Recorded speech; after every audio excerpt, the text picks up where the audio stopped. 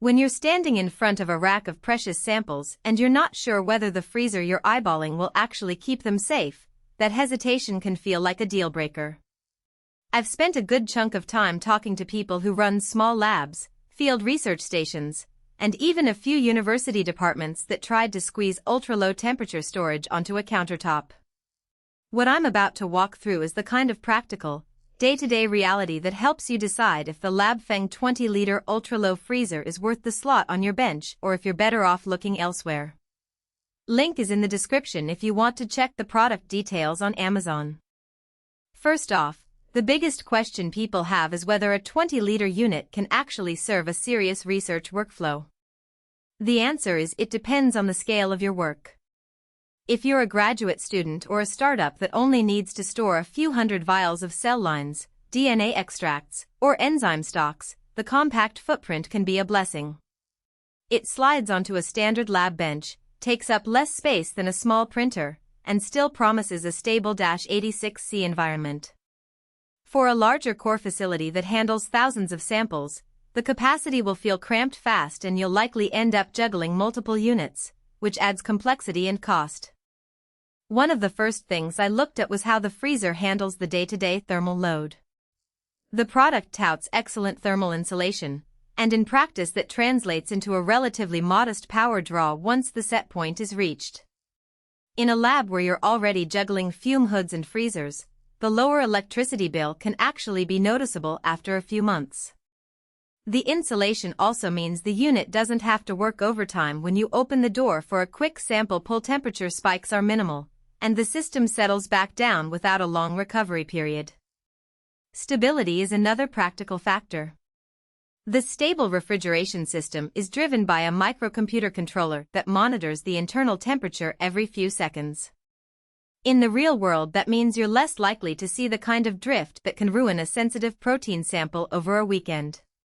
The precise microcomputer temperature control also lets you dial in exact set points, which is handy if you're working with reagents that have a narrow tolerance band. For users who have been burned by freezers that wander a degree or two, that level of control can be a genuine peace of mind. The intelligent temperature alarm is a feature that sounds nice on paper but only matters if you actually get alerted in time.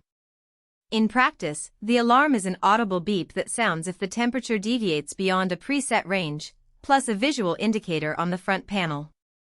I've heard from a couple of labs that the beep is loud enough to be heard across a busy bench, so it does its job when the power flickers or the door is left open. However, the unit doesn't push notifications to a phone or email, so you still need someone physically present to respond. If you run an unattended storage area, you might want to pair it with a separate temperature logger that can send remote alerts. Now, let's talk about the hidden trade-offs that aren't in the headline specs. The unit runs on a standard 110V line, which is fine for most US labs, but if you're in a region that uses 220V, you'll need a transformer, adding another piece of equipment and a potential point of failure. The freezer also generates a low to moderate hum during operation, nothing that would drown out conversation, but if you have a quiet microscopy room nearby, the sound could become a minor annoyance. Because it's a countertop model, it's not built for heavy-duty door openings. Frequent access can wear the gasket over time, something to watch if you're pulling samples multiple times a day. Who should actually consider buying this? If you're a researcher who needs an ultra-low temperature solution without dedicating an entire floor space, and you can live with a 20-liter capacity, this freezer checks the boxes. It's also a good fit for field labs or mobile research units where portability matters. Its footprint is modest, and the thermal insulation helps it survive short power interruptions. The intelligent alarm and precise control make it appealing for labs that handle sensitive biological samples and can't afford a temperature swing. On the flip side, you might want to skip it if you're looking for long-term, high-volume storage. A larger -86°C chest freezer would give you more shelf life for the investment, and many of those units come with built-in remote monitoring, backup battery options, and sturdier doors for frequent access. Also, if your budget is tight, the price per liter for an ultra-low unit can be higher than a conventional -80°C freezer of similar size, so you have to weigh whether the -86°C advantage is truly necessary for your samples. In terms of value, the real saving comes from the combination of insulation.